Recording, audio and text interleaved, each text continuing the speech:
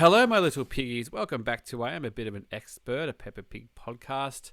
I'm your host, Josh Chapman, and joining me today, as always, I'm looking at the video here. It looks very tidy for where I'm looking here. It's Matt Frost. How you going, mate? I'm very good, thank you, Josh. How are you?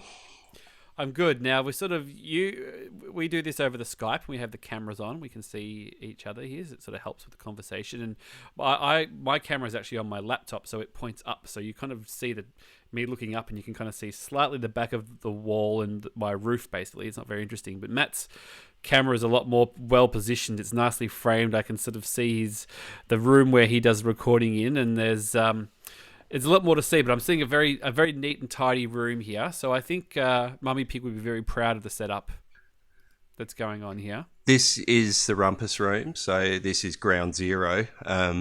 And from your angle, you can't see, but there is a bit of Lego there was a train derailment of the Lego. Oh. So there's a bit of Lego on the floor, but otherwise it's not in too bad shape. Not too bad at all. Concluding after a weekend, so yeah. Yeah. Well, we're in. Yes, well, obviously this is tidying up, and we've had a few days at home, and we've had a couple of sick children and things, and my partner Kat hasn't been well as well, so we've been bunkered down for the last few days, and we had Olive's 4th birthday last weekend, so.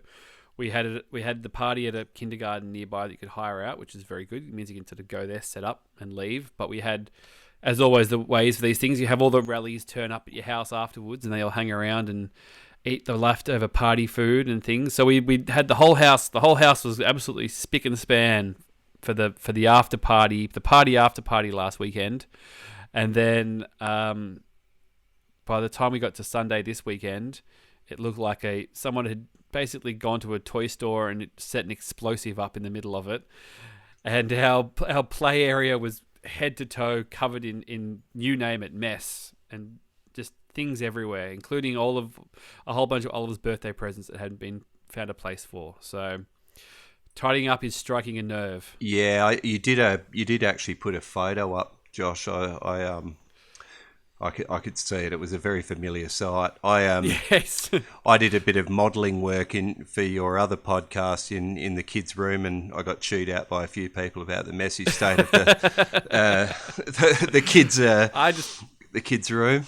So I just assumed that was your room, that you and your lovely wife sleep in the bunk beds and things. But it turns out that was the kids' room. But both me and my wife sleep in there on numerous occasions during the week. So well, it is kind of our bedroom. Yeah, when the kids move down and they're sort of pulling your hair and the cat's sleeping on your head and stuff, sometimes it's just better to just remove yourself from the situation. Well, we don't have a rumpus room at our house, but the back part of our house where the kitchen dining is it was all sort of renovated sort of about 20 years ago, this house, I think, when we bought it. And it's sort of got an open area so that's where the playroom is. So it's sort of a big open area, and sort of 1/3 of it, maybe a bit more, is the play area on sort of the corner of the room. So it's quite good because it's next to the kitchen. You can kind of monitor what's going on and stuff. But it does mean that if you're in the kitchen or you're feeding, you're amongst the mess. It's sort of, the beauty of a rumpus room is you can kind of leave the room and everything's just sort of in there, I assume. It is good, but it's a very large room. And as our rumpus room, and unfortunately the tendency is that means you fill it with toys, and when they're all out, God, it can get feral in here. We have over the fence from us, we have 5 kids, and they spend quite a bit of time around at our house as well. So yeah, you get 7 kids to really go out of room. They can do some tear things up, so to speak. Yeah. So in tidying up, what goes down in tidying up, mate? It's sort of what it says on the tin, isn't it? Really? It is, but that's actually not a mark against it. The kids are banging around playing upstairs. They're playing dollies and dinosaurs, where the dinosaur chases it looks like Pepper's the puppet dolly from the puppet show. It does actually. It sort of might be a little bit of a little bit of A callback. callback. But yeah, so they're running around, and Mummy and Daddy Pig are downstairs and hear them bounding around. Yeah, that seemed very that's a I don't know about your place, but the fact that Mummy and Daddy Pig are just sitting on a couch reading a book and a newspaper, having a quiet time while the kids are in there, that is not happening at our house No. at all. Now we've got, as I just sort of said, we have the sort of the open play area, so which is all part of the sort of living area of the house. So everything's sort of kind of connected. Olive doesn't spend heaps of time playing in her room, really. I think, well, winter at the moment when the rooms are sort of closed off and things is a bit more difficult. But I think when she gets a bit bigger, she'll want to hang in her room more until she never wants to leave the room. But you know, that's Matt, who's got a grown-up daughter as well. He's just shaking his head. He realizes. But they just struck me that they were just sort of Mummy and Daddy Pig are just sort of sitting on the couch having a bit of quiet time, going, "Oh, I wonder what's going in there." Like that is not happening at our house. Yeah, look, I hear like at one stage, and you'll have the experience where Olive will suddenly hit that age where she goes, right, I'm going to go live in my room, but Sloane's not going to deal with that very well. She'll want to be in there, and yeah, so you can just imagine how that's going to go. But yeah, as unrealistic as Mummy and Daddy Pig sitting there having a cup of tea and just enjoying their afternoon, when Daddy Pig goes, "What are they doing up there?" Or is the most parent thing ever. Like, but can also be said to absolute silence, because silence is never good. When you've got more than one kid and there's no noise, they're up to something. For sure.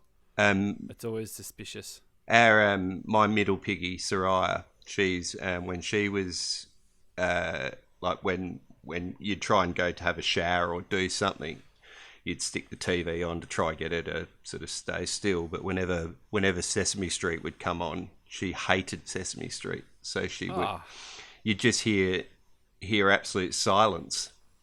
And she would always have gone off and just made some trouble somewhere. She'd leave the television when like, this big bird can't please me. I've got to go find my own fun. Yeah, which one time ended up making flower angels in the pantry. So that was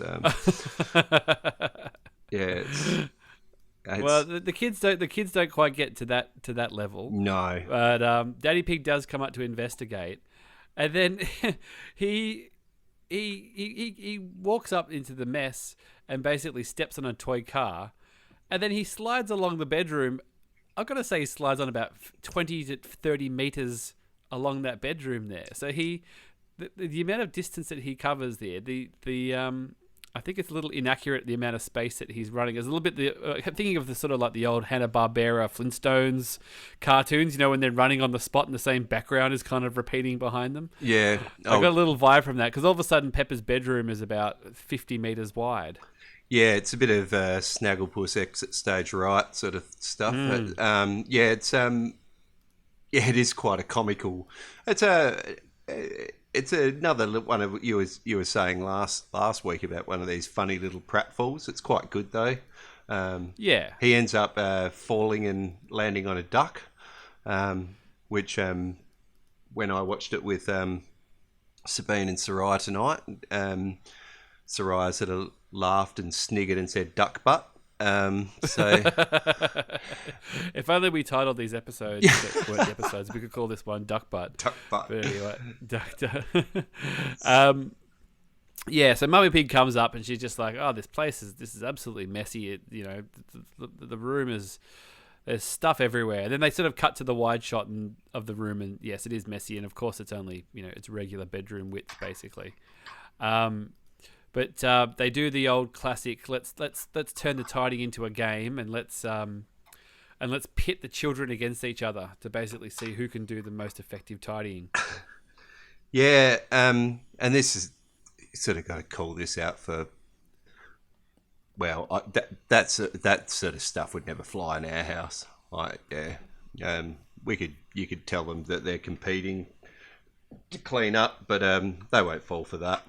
So we'd rather work together to make more mess, to be honest. exactly, yeah. Nothing more uniting than a common enemy, and they would certainly see that as an attack. Coordinated attack. So they do a preemptive strike, Yeah. basically. Yeah, so the kids seem to go for it, though, and they start packing all the things up. And there is actually an interesting little moment where they pick up a Mr. Dinosaur book.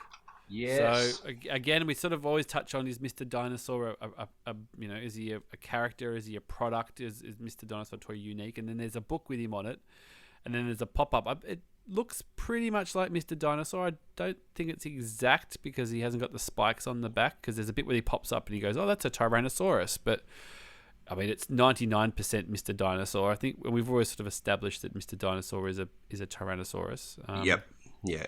But I think there can be no doubt that he's certainly an IP. He's an intellectual property that George is into. Look, I've been the one that sort of keeps playing devil's advocate, saying, he might just be just a normal sort of thing. But I've got to say, I'm on your side now. I think he's definitely an IP, and he's definitely a Tyrannosaurus. So, looks like pumped plenty of shekels into the Mr. Dinosaur merch. Yeah, and it looks like there are other characters in his universe, because Daddy Pig goes through a few pages of this pop-up book, and it's a very impressive pop-up book. So, it is, isn't it? Like, they're huge. They open up. Yeah, it's quite money well spent. It pops a long way out of the book. And I tell you what, like, being a bit of a big kid, I must admit that when I've been helping the kids clean up, by helping I mean cleaning up while the kids watch me and make more mess, I've been known to get a bit sidetracked, particularly by Lego. So yeah, maybe well, you can't help yourself. Maybe when they're playing with their Star Wars stuff. So it certainly happens. No, he doesn't have that gun. He has this one. So yeah, he's got to take this one. He's got to take this one. No, it's very true. It's very true, and that's what the toys are there for. You kind of forget, like I do. I have a collection of some toys and things, and you kind of forget what they're actually for every now and then. So it is nice to actually use them for as intended. But so the tidying seems to go pretty well. Actually, they get all the odds and sods in and pack it all up, and then everything's all neat and tidy. And then, of course, Pepper and George decided they want to get something out of the bottom of the basket, and then it all goes right back where it started. Yeah, it's honestly, it's like rearranging deck chairs on the Titanic if you're going to do it in the middle of the day, I reckon. So, I think Daddy Pig should have taken his duck butt and just gone back downstairs and enjoyed his cup of tea. Just sorted out at the end of the day.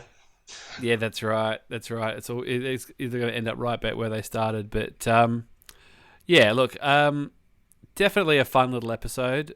Again, they're just hitting that stride of taking, a potentially uninteresting premise or not super exciting premise like tidying up, but just doing enough. They're really, early episodes, this would have been a real slog, but they've just sort of got the little touch. They're in the little groove now, aren't they? Yeah, look, I honestly don't feel like we're going to see a major quality dip from this point on.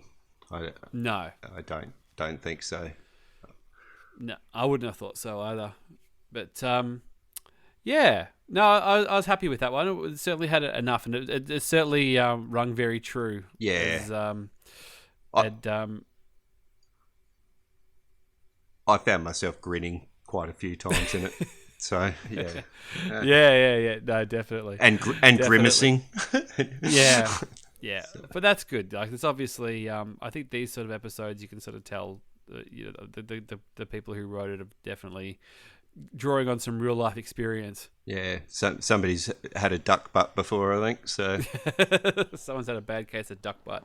Well, sorry, mate. Any closing thoughts on this one? Yeah, I'd have to say that duck butt's not as bad as Lego foot, but Yeah, but in general, this had quite a lot of charm. This episode, I think it's quite a good one. So I look forward to more of those sort of very typical parent adventures.